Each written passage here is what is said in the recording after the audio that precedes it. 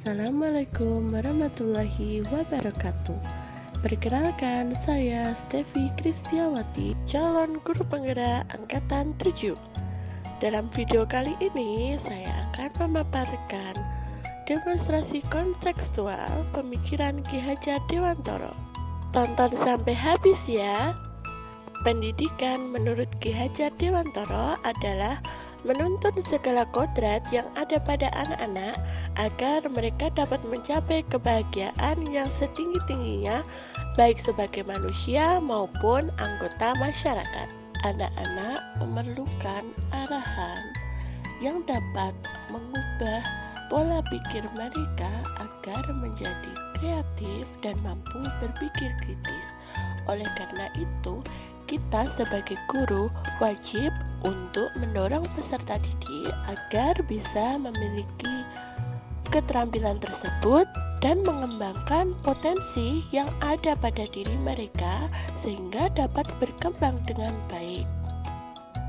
Digambarkan oleh Ki Hajar Dewantara bahwa pendidik seperti seorang petani yang menuntun tumbuhnya benih padi yang mereka tanam. Pertumbuhan padi tergantung cara dari petani itu sendiri memelihara padi mereka. Bagaimana mereka mengelola tanah, memberi pupuk dan air agar padi tersebut dapat tumbuh. Begitu pula dengan guru. Bagaimana guru melihat segala kelebihan yang ada pada diri peserta didik dan mengelolanya dengan baik, menuntunnya dengan baik agar berkembang. Pemikiran Ki Hajar Dewantara yang selanjutnya yaitu tentang trilogi pendidikan yang tentunya kita sudah sangat mengenalnya, yaitu Ing Ngarsa Sung Tulodo, Ing Madya Mangunkarsa, Tutwuri Handayani. Trilogi pendidikan ini dapat sebagai pengingat kita dalam menuntun kodrat anak, yang artinya di depan menjadi contoh, di tengah menjadi penyeimbang, dan di belakang memberi dorongan. Dasar pendidikan Ki Hajar Dewantara mengenai kodrat anak yaitu merdeka. Manusia merdeka adalah manusia yang hidupnya lahir atau batin tidak tergantung kepada orang lain tetapi bersandar atas kekuatan sendiri.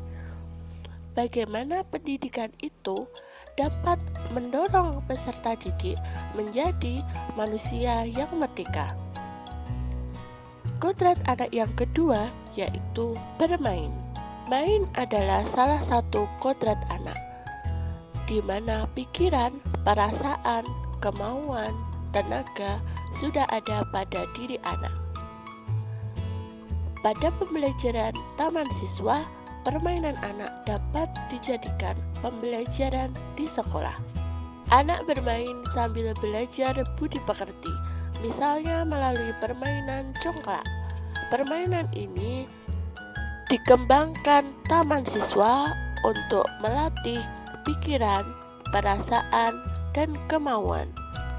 Dasar pendidikan yang berikutnya yaitu tidak menganut teori tabula rasa. Anak bukanlah sebuah kertas kosong yang bisa digambar sesuai keinginan orang dewasa. Akan tetapi, anak terlahir dengan kekuatan kodrat yang masih samar-samar. Tujuan pendidikan adalah menuntun dalam artian membantu anak-anak untuk menebalkan garis yang samar-samar ini agar dapat memperbaiki lakunya untuk menjadi manusia seutuhnya. Penebalan ini dilakukan melalui pendidikan yang sesuai dengan konteks diri anak dan sosiokultural. Agar dapat menerapkan pendidikan yang sesuai dengan konteks diri anak, pendidik harus memahami karakteristik perkembangan pada diri anak. Sedangkan dalam konteks sosiokultural adalah proses yang berhubungan antara manusia dengan budaya di daerahnya. Pendidikan itu sendiri bukan hanya transfer pengetahuan tetapi juga penanaman budi pekerti. Dasar pendidikan yang kelima yaitu pendidikan yang berpihak pada anak atau berpusat pada murid. Pendidikan itu sendiri harus mementingkan apa kebutuhan yang diperlukan seorang anak, tulus dan ikhlas. Pendidikan dikembangkan dengan memperhatikan karakteristik yang dimiliki siswa, termasuk kebutuhan gaya belajar, termasuk juga melihat segala kelebihan yang dimiliki peserta didik, bukan hanya melihat kekurangan yang dimiliki peserta didik. Pendidikan dikembangkan dengan memperhatikan kodrat alam dan kodrat zaman. Kemudian dalam video kali ini saya akan memaparkan sedikit implementasi di sekolah kami. Dalam pendidikan dan pengajaran di sekolah, persemaian benih-benih kebudayaan diwujudkan dalam beberapa hal. Salah satunya melalui pembiasaan, seperti salam, senyum sapa. Pembiasaan nasionalisme dengan diwujudkan salah satunya melalui pelaksanaan upacara serta menyanyikan lagu Indonesia Raya di setiap pagi sebelum dimulai pembelajaran. Pembiasaan literasi juga dilakukan. Kemudian saat 4 Jumat yang terdiri dari Jumat Besi, Jumat Sehat, Jumat Beriman, Jumat untuk pembinaan wali. Balan kekuatan yang ada pada diri anak juga dilakukan melalui ekstrakurikuler dan pembinaan. Ada beragam ekstrakurikuler yang dikembangkan, tentunya yaitu seni vokal, pencak silat, berkebun, praktikum IPA, dan lain sebagainya. Kegiatan intra pembelajaran dilakukan untuk mengembangkan kemampuan berpikir kritis siswa dan juga menuntun siswa untuk menguasai keterampilan abad ke-21. Jaran juga melihat pada kodrat alam.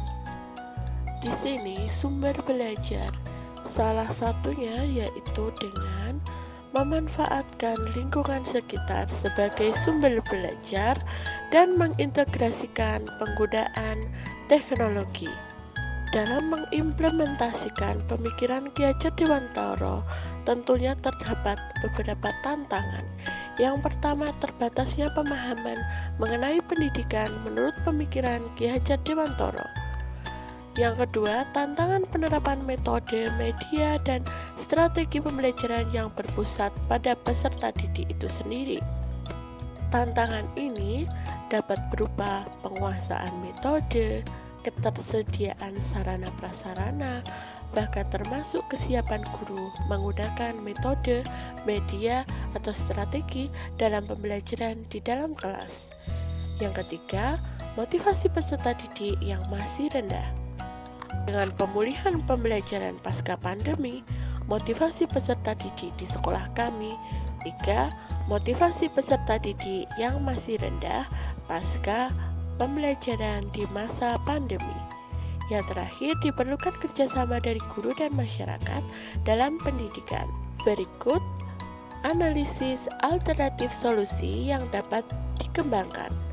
Yang pertama, guru dapat mengikuti workshop dan webinar. Ini untuk memberikan pemahaman bagi guru mengenai pemikiran Ki Hajar Dewantara dan mengembangkan pendidikan yang sesuai dengan pemikiran Ki Hajar Dewantara. Yang ketiga, guru harus memahami metode, media, dan strategi yang akan diterapkan. Apakah metode tersebut cocok diterapkan di kelas yang ingin diajar? Apakah media tersebut sesuai dengan karakteristiknya?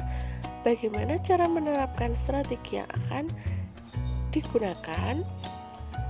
Kemudian yang ketiga adalah merancang pembelajaran yang menarik. Bagaimana kita memotivasi peserta didik? Yaitu salah satunya dengan menarik peserta didik menggunakan pembelajaran kita yang menarik. Yang keempat adalah mengoptimalkan momen pertemuan orang tua. Ketika sekolah maupun guru mengadakan pertemuan dengan orang tua, momen ini dapat digunakan sebagai kesempatan untuk menyampaikan perkembangan siswa maupun memberikan pemahaman tentang pentingnya kerjasama antara sekolah dan orang tua, termasuk di dalamnya guru, untuk mendorong berhasilnya pendidikan bagi seorang anak. Demikianlah sedikit pemaparan dari saya. Thanks for watching. Wassalamualaikum warahmatullahi wabarakatuh.